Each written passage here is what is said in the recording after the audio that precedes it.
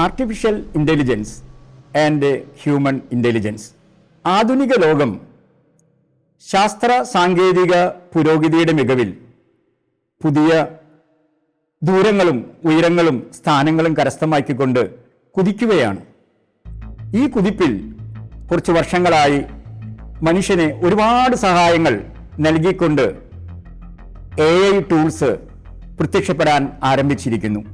മനുഷ്യൻ്റെ പ്രവർത്തനങ്ങളിൽ മനുഷ്യനെ ഒരുപാട് സഹായിക്കുന്ന ഈ AI ടൂളുകളുടെ ആവിർഭാവം പൊതുവെ സ്വാഗതാർഹമായി ജനസമൂഹം സ്വീകരിക്കുന്നു. ശാസ്ത്ര പുരോഗതിയിൽ സഭയുടെ പങ്കെന്താണ് എന്ന് നമ്മൾ ചിന്തിക്കുമ്പോൾ സഭ ശാസ്ത്ര വളർച്ചയ്ക്ക് അനുകൂലമാണോ പ്രതികൂലമാണോ എന്നുള്ള പല ചോദ്യങ്ങളും സമൂഹത്തിൽ ഉയർന്നു വരുന്നുണ്ട്. സഭയുടെ നിലപാടിനെ പറ്റി നമ്മൾ ചരിത്രത്തിലേക്ക് തിരിഞ്ഞു നോക്കുമ്പോൾ നമുക്ക് കാണാൻ സാധിക്കുന്നത് ശാസ്ത്ര വളർച്ചയ്ക്ക് പൊതുവെ സഭ വളരെയധികം അനുകൂലമായ നിലപാടുകളാണ് എടുത്തിട്ടുള്ളത്. സഭയുടെ നിലപാടിനെ പറ്റി നമ്മൾ കൂലങ്കഷമായി ഒന്ന് അന്വേഷിക്കുമ്പോൾ നമുക്ക് കാണാൻ സാധിക്കും, സഭ ആരംഭിച്ച പൊന്തിഫിക്കൽ അക്കാഡമി ഓഫ് സയൻസ് നിരവധി ശാസ്ത്രജ്ഞരെ അവരുടെ വിവിധ മേഖലകളിൽ വളർത്താനും അതുപോലെ തന്നെ അവരെ നൊബേൽ ജേതാക്കളായി മാറ്റാനും സഭയുടെ പ്രവർത്തന ശൈലി ഒരുപാട് ഗുണങ്ങൾ ചെയ്തിട്ടുണ്ട്. അങ്ങനെയാണെങ്കിൽ പൊതുവെ സഭ ശാസ്ത്രത്തിനെ വളർത്തുന്നതിൽ മറ്റുള്ളവരെക്കാൾ ഒരുപടി മുൻപിലാണെന്ന് വേണം നമുക്ക് അനുമാനിക്കാനായി. കാര്യങ്ങൾ ഇങ്ങനെയാണെങ്കിലും പൊതുവെ സഭയുടെ നിലപാടിനെ പറ്റി ജനങ്ങൾ നിരവധി ആകാംക്ഷാഭരിതമായിട്ടുള്ള അഭിപ്രായങ്ങൾ പ്രകടിപ്പിക്കാറുമുണ്ട്. സഭ ഈ അടുത്ത കാലത്തായി ഈ ജൂബിലി വർഷത്തിലെ 2025 ജനുവരി മാസം പുറത്തിറക്കിയ ഒരു ഡോക്ട്രിനൽ നോട്ടാണ് ആൻറ്റിക്ക എറ്റ് നോവ, പൗരാണികതയും ആധുനികതയും. ഈ ഒരു ഡോക്ട്രിനൽ നോട്ടിൽ ഡിക്കാസ്ട്രി ഓഫ് ഫെയ്ത്തും ഡിക്കാസ്ട്രി ഓഫ് കൾച്ചറും എഡ്യൂക്കേഷനും സമൂഹത്തിന്റെ മുൻപിൽ അവതരിപ്പിക്കുന്നത് ആർട്ടിഫിഷ്യൽ ഇൻ്റലിജൻസ്, അതിനോട് സഭയുടെ മക്കൾ പുലർത്തേണ്ടത് നീതി എങ്ങനെയാണ് അതിനെ സ്വീകരിക്കേണ്ടത്, അതോടൊത്ത് പ്രവർത്തിക്കാനായിട്ടുള്ള ഫ്രീഡം സഭാ മക്കൾക്ക് നൽകുന്നുണ്ടോ എന്നുള്ള കാര്യങ്ങളെല്ലാം വളരെ വിശദമായി കൊണ്ട് തന്നെ ഈ ഡോക്ട്രിനൽ നോട്ടിൽ ഈ ഡിക്കാസ്ട്രി ജനസമൂഹത്തിനോട് തുറന്നു പറയുന്നു. ഈ വിഷയത്തിൽ നമ്മോട് സംവദിക്കുന്നതിന് നമ്മളൊപ്പം ആയിരിക്കുന്നത് മേരിമാത മേജർ സെമിനാരിയിലെ മോറൽ തിയോളജി പ്രൊഫസറും അതുപോലെ തന്നെ ഇന്ത്യയിലെ വിവിധ സെമിനാരികളിൽ വിസിറ്റിംഗ് പ്രൊഫസറുമായി സേവനം ചെയ്യുന്ന റവറൻ ഡോക്ടർ സജി മാത്യു കണയങ്കൽ അച്ഛനാണ്. അച്ഛന് പ്രത്യേകം ഈ ഒരു വിഷയം അവതരിപ്പിക്കുന്നതിനായി പ്രത്യേകം സ്വാഗതം ആശംസിക്കുകയാണ്. Thank you. പ്രിയപ്പെട്ടവരെ, കത്തോലിക്ക സഭ അതിൻ്റെ വിശ്വാസ കാര്യാലയവും വിദ്യാഭ്യാസത്തിനും സംസ്കാരത്തിനും വേണ്ടിയുള്ള കാര്യാലയവും സംയുക്തമായി ഈ 2025 ജനുവരി 28 പുറപ്പെടുവിച്ച ഒരു രേഖയുണ്ട്, ഒരു പ്രബോധനമുണ്ട്. എ നോട്ട് ഓൺ AI എന്നാണ് പ്രത്യേകമായിട്ട് പറയുക. ഇതിനെ സംബന്ധിച്ചുള്ള ഇതിൻ്റെ മലയാള വിവർത്തനം സാറ് നേരത്തെ തന്നെ സൂചിപ്പിച്ചു കഴിഞ്ഞു. പൗരാണികതയും നവീനതയും, പുരാതനവും ആധുനികവും എന്ന് വേണമെങ്കിൽ നമുക്ക് വിശേഷിപ്പിക്കാം. ആധുനിക നൂറ്റാണ്ടിൽ, ഈ കാലഘട്ടത്തിൽ നാം നമ്മുടെ അനുദിന ജീവിതത്തിൽ ബന്ധപ്പെടുന്ന ആർട്ടിഫിഷ്യൽ ഇൻ്റലിജൻസ് AI, ഈ AI-യുമായുള്ള മനുഷ്യരുടെ ഇടപെടലുകളെക്കുറിച്ച് വളരെ സമഗ്രമായി പരാമർശിക്കുന്ന, അതിൻ്റെ വിശ്വാസപരവും ധാർമ്മികവും ദൈവശാസ്ത്രപരവും സാമൂഹികവും ആത്മീയവുമായ മാനങ്ങളെക്കുറിച്ച് വളരെ വിശദമായി പ്രതിപാദിക്കുന്ന ഒരു രേഖയാണിത്. ഈ രേഖയെ ഞാനൊന്ന് നിങ്ങൾക്ക് ആദ്യമായി പരിചയപ്പെടുത്താം. ഇതിന് 6 ഭാഗങ്ങളാണുള്ളത്. ചെറിയൊരു ആമുഖം, ആമുഖത്തിൽ ഈ രേഖ കൊണ്ട് എന്താണ് ഉദ്ദേശിക്കുന്നത് എന്ന് പറയുന്നു. തുടർന്ന് വളരെ കാര്യമായ ഒരു ചോദ്യം, എന്താണ് ആർട്ടിഫിഷ്യൽ ഇൻ്റലിജൻസ്, AI? തുടർന്നുള്ള ഭാഗത്ത് HI, ഹ്യൂമൻ ഇൻ്റലിജൻസ്, മനുഷ്യബുദ്ധി എന്താണ് എന്ന് വളരെ കാര്യമായി പറയുന്നുണ്ട്. നമ്മളതിലേക്ക് വരും. അതിനുശേഷം ഏതാണ്ട് 10ഓളം മേഖലകൾ എടുത്ത് ഇത് വളരെ വിശദമായി പരാമർശിക്കുന്നുണ്ട്. ആർട്ടിഫിഷ്യൽ ഇൻ്റലിജൻസും ഇന്നത്തെ സമൂഹവും, മനുഷ്യജീവിതത്തിൽ AI-ക്കുള്ള സ്വാധീനം, AI-യും മനുഷ്യൻ്റെ ഇതര ബന്ധങ്ങളും, അതുപോലെ വിദ്യാഭ്യാസ മേഖലയിലും ആതുര രംഗത്തും ഇതര കൃഷി സാംസ്കാരിക രംഗങ്ങളിലുമൊക്കെ AI എങ്ങനെ മനുഷ്യനെ സഹായിക്കും, അവിടെ ഉയർത്തുന്ന പ്രതിസന്ധികൾ ഒക്കെയാണ് ഈ ഭാഗം ചർച്ച ചെയ്തത്. മനോഹരമായ ഒരു ഉപസംഹാരത്തോടു കൂടിയാണ് ഈ രേഖ അവസാനിക്കുന്നത്. ഇത് ആധുനിക ലോകത്തിൽ നാം ഇന്ന് ജീവിക്കുന്ന ഈ കാലഘട്ടത്തിൽ വിശ്വാസികളായ നാം എങ്ങനെ AI-യെ സമീപിക്കണമെന്നുള്ളതിനെക്കുറിച്ചുള്ള വളരെ വ്യക്തമായ, ആധികാരികമായ, സമഗ്രമായ ഒരു പഠനം നമ്മുടെ മുമ്പിൽ തുറന്നു വയ്ക്കുകയാണ് ചെയ്യുന്നത്. ഈ വിഷയത്തിൽ ആൻഡിക്ക എറ്റ് നോവ എന്ന് പറയുന്ന ആർട്ടിഫിഷ്യൽ ഇൻ്റലിജൻസിനോട് ബന്ധപ്പെട്ട് ഒരു പുതിയ ഡോക്ടറൽ നോട്ട് ഇറക്കാനായിട്ടുള്ള സാഹചര്യം ഒന്ന് വിശദീകരിക്കാമോ? വാസ്തവത്തിൽ ഇന്നത്തെ കാലഘട്ടത്തിൽ നാം എല്ലാവരും കടന്നു പോകുന്ന, അഭിമുഖീകരിക്കുന്ന, ഓരോ ദിവസവും നേരിടുന്ന ഒരു സങ്കേതമാണ് AI എന്ന് പറയുന്നത്. ഞാനിപ്പോൾ ഉപയോഗിക്കുന്ന ഈ ടാബ്ലറ്റ് നിങ്ങളിത് കാണുന്നുണ്ടാവാം. ഇത് AI ഉപയോഗിച്ച് തന്നെയാണ് ഡെവലപ്പ് ചെയ്തിരിക്കുന്നത്. ഇതിൽ നമുക്ക് ചോദ്യങ്ങൾ ചോദിക്കാം, ഈ ചോദ്യങ്ങൾക്ക് ഉത്തരം ഇവിടെ വരും. അതുപോലെ നിങ്ങളുടെ കൈകളിലൊക്കെയുള്ള മൊബൈൽസ്, ഈ മൊബൈല് നമ്മുടെ അനുദിന ജീവിതവുമായി ബന്ധപ്പെട്ടാണ് നിൽക്കുന്നത്. ഒരുപക്ഷെ നിങ്ങളുടെ യാത്രക്കുള്ള ടിക്കറ്റ് നിങ്ങൾ ഈ മൊബൈലിൽ ഇട്ടിട്ടുണ്ടാവാം. നിങ്ങളുടെ പണം അത് നിക്ഷേപിച്ചിരിക്കുന്നത് ഈ മൊബൈലിലെ ഒരു മീഡിയയിലാണ്. അങ്ങനെ ഈ പല രീതിയിലും നമ്മുടെ അനുദിന ജീവിതവുമായി ബന്ധപ്പെട്ട് നിൽക്കുന്ന ഒന്നായി ഇന്ന് AI മാറിയിട്ടുണ്ട്. അതുകൊണ്ട് തന്നെ ഇതിൻ്റെ സാധ്യതകൾ അനന്തമാണ്. നമുക്കൊരുപാട് നന്മ ഇതിലൂടെ ലഭിക്കുന്നുണ്ട്. അതോടൊപ്പം തന്നെ ഇതുപയോഗിക്കുമ്പോൾ നാം അഭിമുഖീകരിക്കുന്ന ചില പ്രശ്നങ്ങളുണ്ട്, പ്രതിസന്ധികളുണ്ട്. ഇതിൽ നാം നേരിടേണ്ടി വരുന്ന ചില സംശയങ്ങളൊക്കെയുണ്ട്. ഇതിനുള്ള ഉത്തരമായിട്ട് വേണം നമുക്ക് ഈ രേഖയെ കാണുവാനായിട്ട്. യഥാർത്ഥത്തിൽ ജനസമൂഹം മുഴുവൻ AI ബേസ്ഡ് ആയിട്ടുള്ള ഒരുപാട് ടൂൾസ് ഉപയോഗിച്ചുകൊണ്ട് അവരുടെ ജീവിതത്തിൽ മുന്നോട്ട് കുതിക്കുകയാണ്. എന്താണ് യഥാർത്ഥത്തിൽ ഈ AI? ഈ AI-യെ കുറിച്ചുള്ള വളരെ വ്യക്തമായ ചില നിർവചനങ്ങൾ നമുക്ക് നൽകുന്നുണ്ട്. നിർമ്മിത ബുദ്ധി എന്നാണ് മലയാളത്തിൽ ഇതിന് സാധാരണ നൽകുന്ന ഒരു ട്രാൻസ്ലേഷൻ. നിർമ്മിത ബുദ്ധിയെ നാം അപഗ്രഥിച്ചു കഴിഞ്ഞാൽ മനുഷ്യബുദ്ധി പെരുമാറുന്നത് പോലെ ഒരു യന്ത്രം പ്രവർത്തിക്കുന്നതിനെയാണ് ഒരു പരിധിവരെയും നിർമ്മിത ബുദ്ധി എന്നൊക്കെ വിശേഷിപ്പിക്കുന്നത്. ഇതിൻ്റെ രേഖയുടെ ആദ്യ ഭാഗത്ത് നിർമ്മിത ബുദ്ധിയുടെ AI-യുടെ പരിണാമത്തെക്കുറിച്ച് പറയുന്നുണ്ട്. 1956 അമേരിക്കയിലെ കമ്പ്യൂട്ടർ ശാസ്ത്രജ്ഞനായ ജോൺ മക്കാർത്തിയാണ് ഈ പദം ആദ്യമായി ഉപയോഗിക്കുന്നത്. അദ്ദേഹത്തിൻ്റെ മനസ്സിലൊരു ആശയം തോന്നി, മനുഷ്യൻ സാധാരണ പ്രവർത്തിക്കുന്ന രീതിയിൽ ഒരു യന്ത്രം പ്രവർത്തിച്ചാൽ എങ്ങനെ ഇരിക്കും? അങ്ങനെ അല്ലെങ്കിൽ ഒരു യന്ത്രത്തിന് മനുഷ്യൻ്റെ ബുദ്ധിപരമായ ചില സവിശേഷതകളൊന്ന് ഇട്ടുകൊടുത്തു കഴിഞ്ഞാൽ അതെങ്ങനെ പ്രവർത്തിക്കും? അതിന് അദ്ദേഹം നൽകിയ പേരാണ് നിർമ്മിത ബുദ്ധി. മനുഷ്യൻ നിർമ്മിക്കുന്ന ബുദ്ധി എന്ന് വേണമെങ്കിൽ ഒറ്റ വാക്കിൽ ഇതിനെ നമുക്ക് വിശേഷിപ്പിക്കാം. അത് എപ്പോഴും റോബോട്ടുകൾ തന്നെ ആയിരിക്കണമെന്നില്ല. ചെറിയ ഡിവൈസസ് മുതൽ വളരെ വിശദമായ, വളരെ കഴിവുള്ള, വളരെ പവർഫുള്ളായ റോബോട്ടുകളൊക്കെയും ഈ രംഗത്ത് പ്രവർത്തിക്കുവാനുള്ള സാധ്യതകളുമുണ്ട്.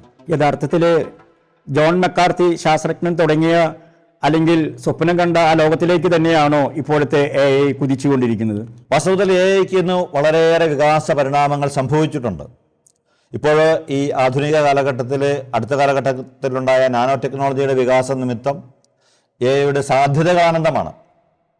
പല രീതിയിൽ മനുഷ്യനെ സഹായിക്കുവാനായിട്ട് ഈ AI-ക്ക് സാധ്യതകളുണ്ട്. അതുകൊണ്ട് തന്നെ AI-യുടെ ഉപയോഗം എന്ന് പറയുന്നത് ഒരുപക്ഷെ അദ്ദേഹം സ്വപ്നം കണ്ടതിനേക്കാളൊക്കെ ഉപരിയായ ഒരുപാട് തലങ്ങളിലേക്ക് നീങ്ങിയിട്ടുണ്ട്. അതുകൊണ്ട് AI-ക്കുള്ള ഒരുപാട് സാധ്യതകളെക്കുറിച്ചുള്ള ചിന്തയും ഈ ഡോക്യുമെന്റിന്റെ ആദ്യ ഭാഗത്ത് തന്നെ നമ്മുടെ മുമ്പാകെ തുറന്നു വയ്ക്കുന്നുണ്ട്. സഭ ഈ AI വിഷയത്തിൽ ഇങ്ങനെ ഒരു ഡോക്ടറൽ നോട്ട് തന്നെ, ആൻറ്റിക്കായറ്റ് നോവ എന്ന് പറയുന്ന ഒരു ഡോക്ടറൽ നോട്ട് തന്നെ ഇറക്കാനായി സാഹചര്യം ഉണ്ടായിരിക്കുന്നു. യഥാർത്ഥത്തിൽ പൊതുവെ സമൂഹത്തിൽ പറയപ്പെടുന്നത് സഭ ശാസ്ത്രത്തിന് എതിരാണെന്നാണ്. യഥാർത്ഥത്തിൽ സഭയുടെ നിലപാട് എന്താണ്? സഭ ശാസ്ത്രത്തെ വളർത്തുന്നതിൽ നിർണായകമായ പങ്കുകൾ എന്തെങ്കിലും വഹിച്ചിട്ടുണ്ടോ? വാസ്തവത്തിൽ സാറാ ചോദ്യം ചോദിച്ചത് വളരെ നന്നായി. പൊതുവെ നമ്മുടെ ഒരു ചിന്തയുള്ളത് വിശ്വാസം ശാസ്ത്രത്തിനെതിരാണ് എന്ന്, അല്ലെങ്കിൽ സഭ ശാസ്ത്രത്തിനെതിരാണ് എന്നുള്ളൊരു ചിന്ത നമുക്കുണ്ട്. പക്ഷേ സഭയുടെ ഔദ്യോഗിക പ്രബോധനമായ കത്തോലിക്ക സഭയുടെ മതബോധനം അതിൽ 159 നമ്പർ വളരെ വ്യക്തമായി, 159 ഖണ്ഡിക വളരെ വ്യക്തമായി പറയുന്നൊരു കാര്യമുണ്ട്. ഞാനതൊന്ന് നിങ്ങളെ കേൾപ്പിക്കാം. വിശ്വാസം യുക്തിക്ക് അതീതമാണെങ്കിലും വിശ്വാസവും യുക്തിയും തമ്മിൽ ഒരിക്കലും വൈരുദ്ധ്യമില്ല. മനുഷ്യന് വിവര രഹസ്യങ്ങൾ വെളിപ്പെടുത്തുകയും അവനിൽ വിശ്വാസം ജനിപ്പിക്കുകയും ചെയ്ത ദൈവം തന്നെയാണ് മനുഷ്യനിൽ ബുദ്ധിയുടെ പ്രകാശം നിറച്ചിരിക്കുന്നത്. വളരെ ശ്രദ്ധിക്കേണ്ട ഒരു കാര്യം ഇതാണ്, മനുഷ്യനിൽ ബുദ്ധി നിറച്ചിരിക്കുന്നത് ദൈവം തന്നെയാണ്. അതുകൊണ്ട് ശാസ്ത്രത്തിൻ്റെ വിവിധങ്ങളായ കണ്ടുപിടുത്തങ്ങൾ മനുഷ്യൻ്റെ ബുദ്ധിക്ക് എതിരല്ല, വിശ്വാസത്തിനും എതിരല്ല. അത് കുറച്ചുകൂടി മനോഹരമായിട്ട് പറയുക യുക്കാറ്റിലാണ്. യുക്കാറ്റിനെ കുറിച്ചൊക്കെ നമുക്ക് പരിചയമുണ്ടാകും. യുവജനങ്ങൾക്ക് വേണ്ടിയുള്ള കാറ്റഗിസമാണ്. അതിൽ 23 വളരെ ഭംഗിയായിട്ട് പറയുന്നൊരു കാര്യമുണ്ട്. ഒരു കാര്യം, ഒരേ ഒരു സത്യമേ ഉള്ളൂ. വിശ്വാസവും ശാസ്ത്രവും എത്തിച്ചേരുന്ന, വിശ്വാസവും യുക്തിയും അന്വേഷിക്കുന്നത് ഒരേ ഒരു സത്യമാണ്. സത്യത്തിന് വ്യത്യാസമൊന്നും ഇല്ലാത്തത് കൊണ്ട് തന്നെ സത്യത്തിലേക്കുള്ള മനുഷ്യൻ്റെ പ്രയാണത്തിനും വൈരുദ്ധ്യം ഉണ്ടാവുക തരമില്ല. അതുകൊണ്ട് തന്നെ വിശ്വാസവും യുക്തിയും വിശ്വാസവും ശാസ്ത്രവും ഒരേ നാണയത്തിൻ്റെ രണ്ട് വശങ്ങളാണ് എന്ന് നമുക്ക് മനസ്സിലാക്കുവാൻ സാധിക്കും. വീണ്ടും കാറ്റക്കിസം ഓഫ് കാത്തലിക് ചർച്ചിലെ 2293 ഖണ്ഡികയിൽ 2293 നമ്പറിൽ ഇത് ആവർത്തിക്കുന്നുണ്ട്. അവിടെ പറയുന്നത് ശാസ്ത്ര ഗവേഷണത്തെയും നവീന കണ്ടുപിടുത്തങ്ങളെയും മനുഷ്യ മഹത്വത്തിൻ്റെ ഭാഗമായിട്ടാണ് സഭ കാണുക.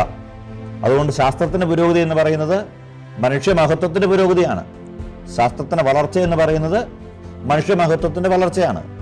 ആ ഒരർത്ഥത്തിൽ AI എന്ന് പറയുന്നത് HIയുടെ ഒരു വികസിത രൂപമായിട്ട് വേണം നാം മനസ്സിലാക്കുവാൻ. അപ്പോൾ യഥാർത്ഥത്തിൽ സഭ ഈ ആർട്ടിഫിഷ്യൽ ഇൻ്റലിജൻസ് എന്ന് പറയുന്ന ആ ഒരു വലിയ ടൂളിനെ സപ്പോർട്ട് ചെയ്യുന്നു എന്ന് വേണം നമുക്ക് മനസ്സിലാക്കാനായിട്ട്. തീർച്ചയായിട്ടും ഈ ഒരു ഡോക്യുമെന്റിലൂടെ നമ്മൾ കടന്നു പോകുമ്പോൾ ആർട്ടിഫിഷ്യൽ ഇൻ്റലിജൻസിൻ്റെ ഒരുപാട് ഗുണങ്ങളെക്കുറിച്ച് സഭ വളരെ പോസിറ്റീവായി ക്രിയാത്മകമായി ഉൾക്കൊള്ളുന്നുണ്ട്. ഉദാഹരണത്തിന് പറയുന്ന ഒരു കാര്യം, ചില കാര്യങ്ങൾ മനുഷ്യന് ചെയ്യുന്നതിനേക്കാൾ 100 ഇരട്ടി വേഗതയിൽ AIക്ക് ചെയ്യുവാൻ സാധിക്കും. ഉദാഹരണത്തിന് കണക്കുകൂട്ടലുകൾ, ചില കാര്യങ്ങൾ കണക്കൂട്ടിയെടുക്കുവാൻ, അല്ലെങ്കിൽ ഒരുപാട് മേഖലകൾ ഒരുമിച്ച് വരുമ്പോൾ അതെല്ലാം കൂടി ഒറ്റ ഫ്രെയിമിലേക്ക് കൊണ്ടുവന്ന് വളരെ വേഗം ഉത്തരം കണ്ടെത്തുവാനായിട്ട് AIക്ക് സാധിക്കും. നമ്മൾ ഒളിമ്പിക്സിന് മുദ്രാവാക്യമുണ്ടല്ലോ, കൂടുതൽ വേഗത്തിൽ, കൂടുതൽ ഉയരത്തിൽ, കൂടുതൽ ശക്തിയിൽ. കൂടുതൽ വേഗത്തിൽ മനുഷ്യനെ ഓടിക്കുവാൻ, കൂടുതൽ ശക്തിയിൽ മനുഷ്യ സമൂഹത്തിന് കുതിച്ചു പായുവാൻ, വികസനത്തിൻ്റെ നാനാതലങ്ങളിലേക്കും മനുഷ്യ സമൂഹത്തിന് എത്തിപ്പെടുവാനൊക്കെ AIക്ക് ഒരുപാട് സാധ്യതകളുണ്ട്. ഈ സാധ്യതകളുടെ നന്മകൾ പരമാവധി ഉപയോഗിക്കണമെന്നാണ് ഈ രേഖ നമ്മോട് വളരെ കാര്യമായി ആവശ്യപ്പെടുന്നത്. വിവിധ വൻകരകളിലും രാജ്യങ്ങളിലുമായി AI ടൂൾസിൻ്റെ വികസനം ത്വരിതഗതിയിൽ നടന്നു വരികയാണ്.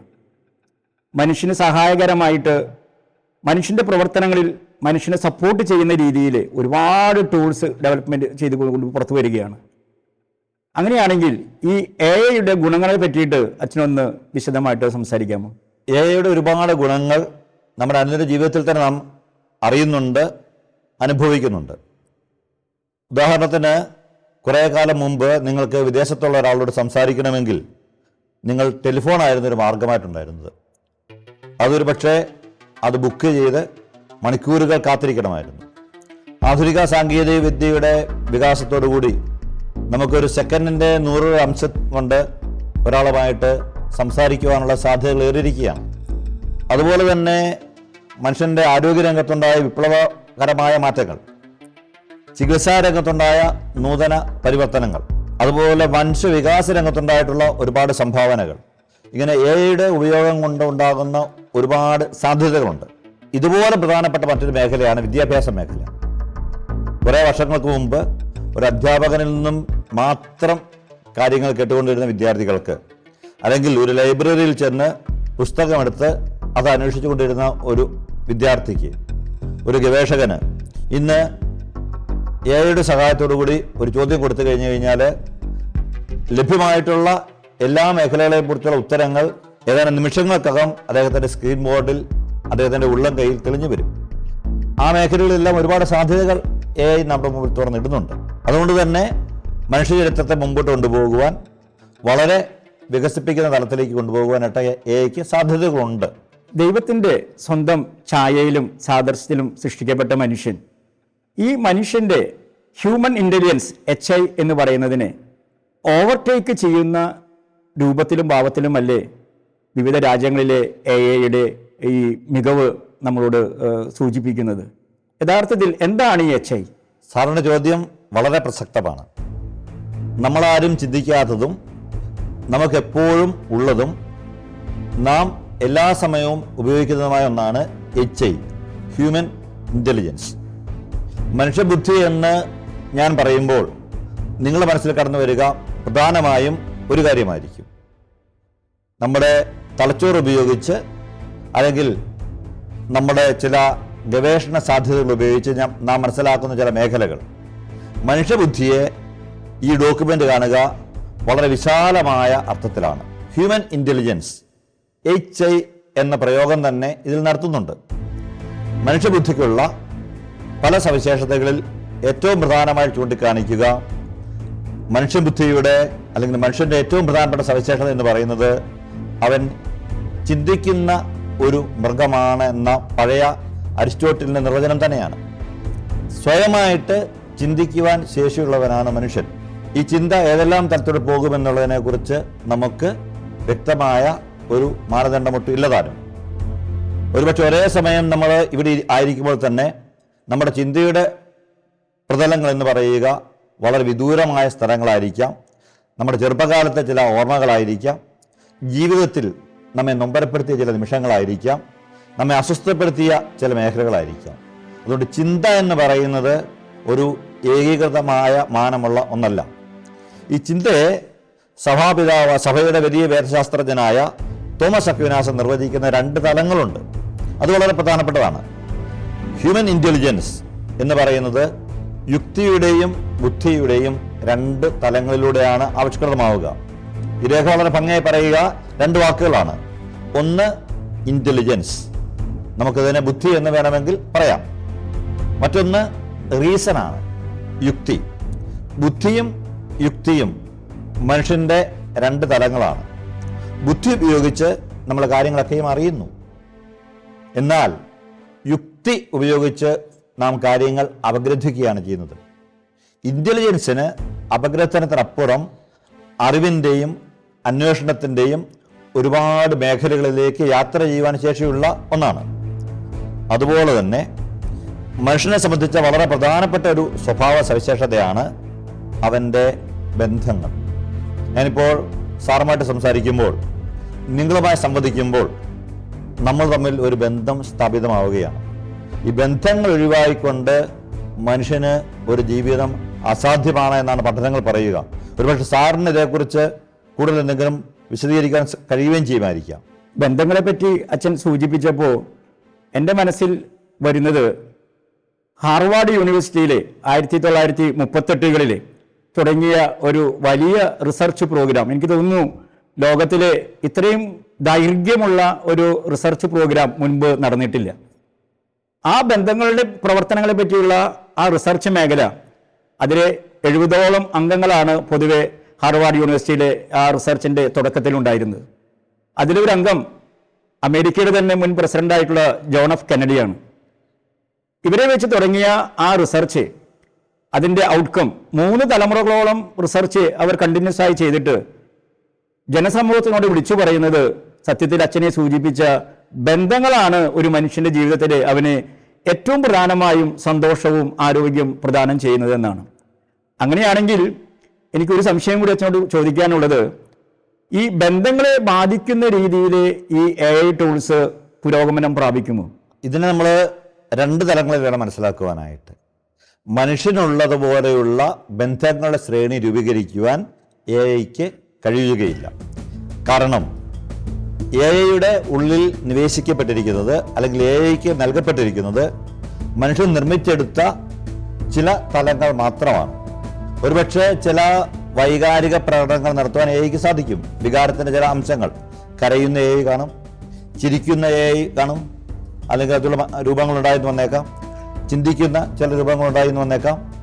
എന്നിരുന്നാലും മനുഷ്യനെ പോലെ ആയിത്തീരുവാനായിട്ട് ഇവയ്ക്ക് സാധിക്കുകയില്ല. കാരണം ഇവയ്ക്ക് ഇതിനുള്ളിലേക്ക് കൊടുക്കുന്നത് മനുഷ്യൻ നിർമ്മിച്ചെടുക്കുന്ന, മനുഷ്യൻ ആവിഷ്കരിക്കുന്ന ചില തലങ്ങൾ മാത്രമാണ്. മനുഷ്യൻ കൊടുക്കാത്തതൊന്നും ഒരു AI പകർന്നു കൊടുക്കാനാവുകയില്ല. ഒരുപക്ഷെ ഏറ്റവും നല്ല സൗന്ദര്യമുള്ള ഒരു റോബോട്ട് ഉണ്ടാക്കിയെന്ന് വന്നേക്കാം, ചില വൈകാരിക തലങ്ങൾ അത് പ്രകടിപ്പിച്ചു എന്ന് വന്നേക്കാം, സ്നേഹത്തിൻ്റെ ചില ഭാവങ്ങൾ ചിലപ്പോൾ തലോടിയെന്ന് വന്നേക്കാം, ചിലപ്പോൾ ചുംബിച്ചു എന്ന് വന്നേക്കാം. എങ്കിലും ഹൃദയം കൊണ്ട് തൊടുവാനായിട്ട് AI കഴിയുകയില്ല. അത് നാം മനസ്സിലാക്കേണ്ട ഒരു തലവും കൂടിയുണ്ട്. നമ്മൾ പരമ്പരാഗത ദൈവശാസ്ത്രത്തിൽ, തത്വശാസ്ത്രത്തിലുമൊക്കെ നമ്മൾ രണ്ട് വിഭജനങ്ങൾ പറയുന്നുണ്ട്, സ്പിരിറ്റ് എന്നും മാറ്റർ എന്നും. മനുഷ്യൻ ശരീരം മാത്രമല്ല, ആത്മാവും കൂടിയതാണ്. ഇത് വളരെ പഴയൊരു പഠനമാണ്. ആത്മാവ് മാത്രമായി കഴിഞ്ഞാൽ അത് മനുഷ്യനല്ല. ശരീരം മാത്രമേ ഉള്ളൂവെങ്കിലും അത് മനുഷ്യനല്ല, അത് ജഡമായി മാറും. ശരീരവും ആത്മാവും കൂടി സന്നിവേശിക്കുന്ന ഒന്നിനെയാണ് നമ്മൾ മനുഷ്യൻ എന്ന് വിശേഷിപ്പിക്കുന്നത്. അതിനെയാണ് നമ്മൾ ഈ ബുദ്ധിയുടെ, അല്ലെങ്കിൽ നമ്മുടെ ആന്തരികതയുടെ ചില തലങ്ങൾ എന്നൊക്കെ പറയുന്നത്. അതുപോലെ ഈ ഡോക്യുമെന്റ് വളരെ കൃത്യമായി പോകുന്ന ഒരു പദം കൂടിയുണ്ട്.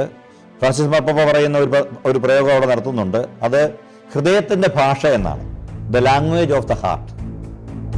നമുക്ക് ഒരുപക്ഷെ നമ്മുടെ ശിരസിന്റെ ഭാഷ, ലാംഗ്വേജ് ഓഫ് ദ ഹെഡ്, ഉപയോഗിക്കാൻ സാധിച്ചു എന്ന് നിന്നേക്കാം. ഈ ശിരസിന്റെ അല്ലെങ്കിൽ യുക്തിയുടെ തലങ്ങൾ, പ്രവർത്തനത്തിന്റെ തലങ്ങളൊക്കെയും അപഗ്രഥിക്കുവാൻ, ഉപയോഗിക്കുവാനായിട്ട് AI സാധിക്കും. പക്ഷേ ഹൃദയം ഉപയോഗിക്കുവാനായിട്ട് AI ഒരിക്കലും സാധിക്കുകയില്ല. അതുകൊണ്ട് തന്നെ ഈ സൂപ്പർ ഇൻ്റലിജൻസ് എന്ന് പറയുന്ന, അല്ലെങ്കിൽ മനുഷ്യബുദ്ധിയെ കീഴടക്കിക്കൊണ്ട് ഈ AI വളർന്നു വരുവാനുള്ള സാധ്യതകൾ വളരെ കുറവാണ്. എന്നാൽ മനുഷ്യനെ ഇത് കീഴടക്കുവാനുള്ള ചില സാധ്യതകളുണ്ട് താൻ. ഒരു ഉദാഹരണത്തിന്, നമ്മൾ ഈ ആർട്ടിഫിഷ്യൽ ഇൻ്റലിജൻസിന് കൊടുക്കുന്ന ചില ശക്തികൾ മനുഷ്യനെ കീഴടക്കുവാനോ യുദ്ധോന്മുഖനാക്കുവാനോ ഒക്കെ പ്രേരിപ്പിക്കുന്നതാണെങ്കിൽ മനുഷ്യനെ നശിപ്പിക്കുവാനായിട്ട് ഇതിന് സാധിക്കും. പക്ഷെ മനുഷ്യവംശത്തെ പുനർ സൃഷ്ടിക്കുവാനോ, അല്ലെങ്കിൽ മനുഷ്യന് കൂടുതൽ സാധ്യതകളിലേക്ക് തുറന്നു പോകുന്നത് പോലെ തുറന്നു പോകുവാനായിട്ടോ ഈ AI സാധിക്കുകയില്ല. അച്ഛൻ നേരത്തെ സൂചിപ്പിച്ചല്ലോ ശരീരവും ആത്മാവും എന്നുള്ളത്. പൊതുവെ ആത്മാവിൻ്റെ ഒരു പുറന്തോടായിട്ടാണോ ശരീരത്തിനെ ചിത്രീകരിക്കുന്നത്, അതോ ഇത് രണ്ടും ഒന്നായി കാണുമോ? യഥാർത്ഥത്തിൽ മനുഷ്യൻ ആത്മാവാണോ ശരീരമാണോ? മനുഷ്യൻ ആത്മാവുമല്ല, മനുഷ്യൻ ശരീരവുമല്ല. ആത്മാവും ശരീരവും കൂടുന്ന യാഥാർത്ഥ്യമാണ് മനുഷ്യൻ എന്ന് പറയുന്നത്. ആത്മാവ് തന്നെയാവുമ്പോൾ അത് മനുഷ്യനാവുകയില്ല, അത് ശരീരമില്ലാത്തതായി തീരും. മനുഷ്യൻ്റെ അടിസ്ഥാന സവിശേഷത തന്നെ ശരീരമാണ്. ശരീരം മാത്രമേ ഉള്ളൂവെങ്കിലും അത് ജഡമാണ്, ജീവനില്ലാത്തതാണ്. ചുരുക്കത്തിൽ വേർതിരിച്ച് കാണാൻ നമുക്ക് സാധിക്കുകയില്ല. അതിനെ നമുക്ക് ഒരു രണ്ട് കമ്പാർട്ട്മെന്റ് തിരിക്കുന്നത് പോലെ വേർതിരിച്ച് കാണുവാൻ സാധിക്കുകയില്ല. ഇത് രണ്ടും കൂടി കൂടിച്ചേരുന്നതാണ്. അത് ഒരു പ്രധാനപ്പെട്ട ഒരു സവിശേഷതയുള്ളത്, മനുഷ്യന് ഈ ആത്മീയ തലങ്ങളിൽ എത്ര കണ്ട് ഉയരുവാൻ സാധിക്കുമെന്നുള്ളൊരു ചിന്തയുണ്ട്. നമ്മുടെ ഭാരതീയ പാരമ്പര്യത്തിലൊക്കെ വലിയ യോഗീശ്വരന്മാരുണ്ട്. അവർ ധ്യാനത്തിലൂടെ കടന്നുപോയ അതീന്ദ്രിയ തലങ്ങളുണ്ട്. നമ്മുടെ ക്രൈസ്തവ സന്യാസ പാരമ്പര്യത്തിലൊക്കെയും വളരെ ആഴമേറിയ ദൈവാനുഭവങ്ങൾ ഉള്ള മനുഷ്യരെ നമ്മൾ കണ്ടുമുട്ടുന്നുണ്ട്. നമ്മുടെ അനുദിന ജീവിതത്തിൽ പോലുമുള്ള ദൈവാനുഭവത്തിൻ്റെ ഒരു മേഖലയുണ്ട്. ഇത് ശരീരത്തിൻ്റെ മേഖലയല്ല. ഇത് നമ്മുടെ ധ്യാനത്തിലൂടെ, മനനത്തിലൂടെ, നിരന്തരമായ അഭ്യാസത്തിലൂടെ നാം നേടിയെടുക്കുന്ന, അല്ലെങ്കിൽ നമ്മിലേക്ക് സന്നിവേശിക്കുന്ന ഒരു വലിയ ദൈവത്തിൻ്റെ കൃപ കൂടിയാണ്. ഈ അർത്ഥത്തിൽ വേണം നമ്മൾ മനുഷ്യനെ മനസ്സിലാക്കുവാനായിട്ട്. അതുകൊണ്ട് തന്നെ ഇതിൽ പറയുന്ന ഒരു കാര്യം, മനുഷ്യബുദ്ധി എന്ന് പറയുന്നത്, മനുഷ്യൻ്റെ HI എന്ന് പറയുന്നത്, it is A gift of God.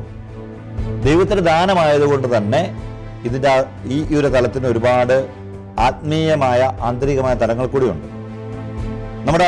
നമ്മുടെ പരമ്പരാഗത ദൈവശാസ്ത്രം പഠിപ്പിക്കുന്ന ഒരു കാര്യം, human being is a mystery. മനുഷ്യനൊരു മഹാരഹസ്യമാണ്. കാരണം ദൈവമാകുന്ന മഹാരഹസ്യത്തിൽ അവൻ പങ്കുപറ്റുകയാണ്. അതുകൊണ്ട് മനുഷ്യ മനസ്സ് അത്രമാത്രം ആഴമുള്ളതാണ്. അതിൻ്റെ ആഴങ്ങളെ സ്പർശിക്കുവാനായിട്ട് നമുക്ക് സാധിക്കുകയില്ല. എഐക്കില്ലാത്ത ഒന്നും മനുഷ്യന് ഉള്ളതും ഈ ഹൃദയത്തിൻ്റെ ഭാഷയാണ്. അല്ലെങ്കിൽ നമ്മൾ സാധാരണ ഭാഷയിൽ വിവകരിച്ചു കഴിഞ്ഞാൽ പറയുന്നത് പോലെ മനസ്സിൻ്റെ ഈ ഭാവമാണ്. അച്ഛൻ സൂചിപ്പിച്ചു, ഇൻ്റലിജൻസ്, ബുദ്ധി എന്ന് പറയുന്നത് ദൈവത്തിൻ്റെ ഒരു സമ്മാനമാണെന്ന് സൂചിപ്പിക്കുകയുണ്ടായി. മനുഷ്യന് ഈ ഒരു സമ്മാനം, ബുദ്ധി, എഐക്ക് കൊടുക്കാൻ സാധിക്കുമോ? നേരത്തെ അച്ഛൻ എക്സ്പ്ലെയിൻ ചെയ്ത് പറഞ്ഞു, നമ്മൾ കൊടുക്കുന്ന ഇൻപുട്ട് ഡാറ്റ വെച്ചിട്ടാണ് എഐക്ക് ബിഹേവ് ചെയ്യാനായിട്ട് സാധിക്കുകയുള്ളൂ. അങ്ങനെയെങ്കിൽ മനുഷ്യന് ഈ ബുദ്ധി എഐക്ക് നൽകാൻ സാധിക്കുമോ? അതുകൊണ്ടാണ് ഞാൻ ബുദ്ധിയെ, ഹ്യൂമൻ ഒന്ന് വിശേഷിപ്പിച്ചത്. AI, HI തമ്മിലുള്ള ഒരു വ്യത്യാസമുണ്ടല്ലോ. ഹ്യൂമൻ ഇൻ്റലിജൻസിന് ഒരുപാട് തലങ്ങളുണ്ട്, ഒരുപാട് മാനങ്ങളുണ്ട്. വികാരം അതിൻ്റെ ഒരു തലമാണ്, അനുഭവങ്ങൾ മറ്റൊരു തലമാണ്, ജീവിതത്തിൽ അവൻ കണ്ടുമുട്ടിയ വ്യക്തികൾ മറ്റൊരു തലമാണ്, അവൻ കാണുന്ന സ്വപ്നങ്ങൾ വേറൊരു തലമാണ്. ഇതെല്ലാം ഒരാളുടെ ആന്തരികതയിൽ നടക്കുന്ന പ്രക്രിയയാണ്. ഇതിലെ ചില ഭാവങ്ങളൊക്കെയും ഒരാൾക്ക് എഐയിലേക്ക് സന്നിവേശിപ്പിക്കുവാൻ സാധിക്കും. നേരത്തെ സൂചിപ്പിച്ചതുപോലെ ചില വൈകാരിക തലങ്ങൾ, ചില അനുഭവത്തിൻ്റെ പ്രതലങ്ങൾ, ചില ജീവിത പശ്ചാത്തലങ്ങൾ ഒക്കെയും കൊടുക്കുവാൻ സാധിക്കും. പക്ഷെ മനുഷ്യന് അവൻ്റെ സമഗ്രതയിൽ, അതുകൊണ്ടാണ് ഇതിൽ ഈ ഡോക്യുമെന്റ് പറയുന്ന ഒരു കാര്യമുണ്ട്, മനുഷ്യബുദ്ധിയെ, ഹ്യൂമൻ ഇൻ്റലിജൻസിനെ അതിൻ്റെ സമഗ്രതയിൽ അപഗ്രഥിച്ച് മനസ്സിലാക്കി എടുത്തെങ്കിൽ മാത്രമേ ഈ ചോദ്യത്തിന് ഉത്തരം കണ്ടെത്തുവാൻ സാധിക്കുകയുള്ളൂ.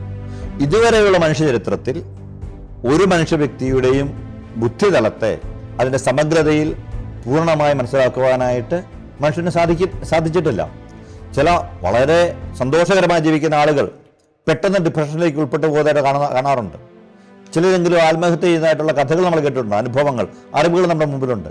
എപ്പോഴാണ് ഒരാൾക്ക് ഇത്തരം വൈകാരിക തലങ്ങൾ ഉണ്ടാവുക എന്നുള്ളതിന് പൂർണ്ണമായ ഉത്തരം കണ്ടെത്തുവാനായിട്ട് ഇതുവരെയും സാധിച്ചിട്ടില്ല.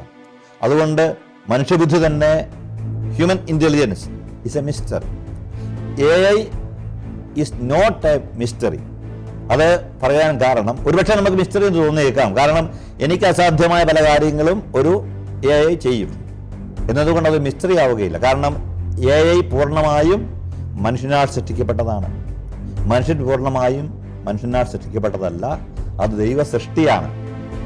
അടിസ്ഥാനപരമായ വിശുദ്ധ ഗ്രന്ഥ പാഠവും അതുതന്നെയാണ്. ദൈവം തൻ്റെ ഛായയിലും സാദൃശ്യത്തിലും മനുഷ്യനെ സൃഷ്ടിച്ചു. ഈ വാക്കുകൾക്ക് ഒരുപാട് അർത്ഥതലങ്ങളുണ്ട്, ആഴമേറിയ ആത്മീയ ഭാവങ്ങളുമുണ്ട്. ദൈവവുമായിട്ടാണ് മനുഷ്യൻ്റെ ഹൃദയം ബന്ധപ്പെട്ട് നിൽക്കുന്നത്. അതുകൊണ്ട് ഇതാണ് ഏറ്റവും പ്രധാനപ്പെട്ട കാര്യം.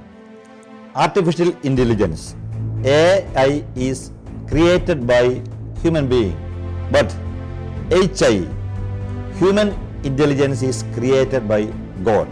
അതുകൊണ്ട് തന്നെ പോപ്പ് ഫ്രാൻസിസ് പറയുന്ന വളരെ സുപ്രധാനമായ ഒരു കാര്യമുണ്ട്. ആർട്ടിഫിഷ്യൽ ഇൻ്റലിജൻസ് എന്ന പദത്തിലെ ഇൻ്റലിജൻസ് എന്ന വാക്ക് തന്നെ ഉപയോഗിക്കുന്നത് തെറ്റിദ്ധാരണാജനകമാണ് എന്നാണ് പറഞ്ഞത്. ഒരുപക്ഷെ അതൊരു പുതിയ രൂപങ്ങളിലേക്കൊക്കെ ഇനി മാറിയെന്ന് വന്നേക്കാം. മറ്റൊരർത്ഥത്തിൽ മനുഷ്യൻ്റെ ഒരു തരത്തിലുള്ള പല ഭാവങ്ങൾ, പല രീതികൾ, ഒരു മിമിക്രി പോലെ പല സമയത്ത് ആവിഷ്കരിക്കുന്നതാണ് AI. അതിന് വൈവിധ്യങ്ങളുണ്ട്, സാധ്യതകളുണ്ട്, അത് നാം നിഷേധിക്കുന്നില്ല. അതേസമയം സാധ്യതകൾക്ക് മുകളിലുള്ള പരിമിതികളെക്കുറിച്ചും നമ്മൾ ബോധവാന്മാരാവണം. അതുകൊണ്ട് തന്നെ ഇതേക്കുറിച്ചുള്ള വ്യത്യസ്ത ഭാവങ്ങളാണ് ആന്റിക്വ എറ്റ് നൊവ, പൗരാണികവും നവീനവും എന്ന ഈ രേഖ സഭ നമ്മുടെ മുമ്പിൽ തുറന്നു വയ്ക്കുന്നു. ആന്റിക്വ എറ്റ് നോവയെ പറ്റി കൂടുതൽ വിശേഷങ്ങളും വിവരങ്ങളും അറിയാനും AI-യുമായതിൻ്റെ ബന്ധം വിശദമായി കേൾക്കാനും നമുക്ക് അടുത്ത എപ്പിസോഡിനായി കാതോർക്കാം. 0, 1, 1, 0, 0.